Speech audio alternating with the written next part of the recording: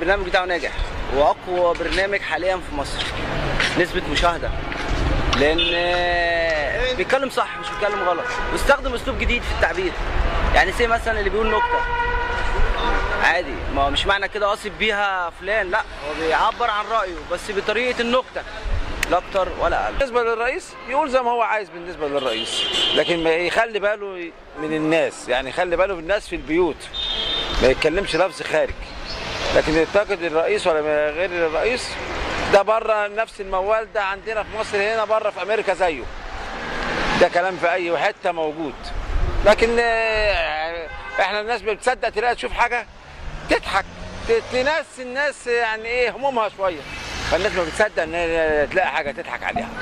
زمان قوي قبل ما البعكوكه والكلام ده كله كان الناس بتسخر من مشاكلنا بحيث انها بتتحل بالطريقه دي. انما كون ان هو بيوصل ان بنخرج عن الادب دي مش موجوده ومش مفروضه.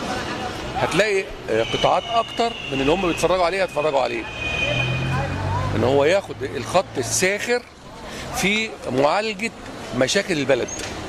لو اخذ الخط ده بنجاح هيبقى ناجح جدا جدا جدا. انما هو بيخرج عن الالتزام الادبي في بعض المواقف بتاعته.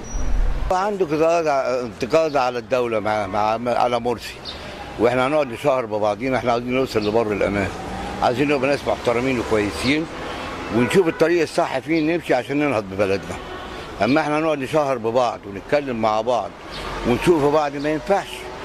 خد بالك ده رئيس جاي منتخب، هينفع مش هينفع هيمشي. احنا كل حاجه عندنا بناخدها جد جد، فهو بيجيب كل حاجه عن طريق اللي هو فيه شويه من الكوميديا، فدي حاجه كويسه يعني.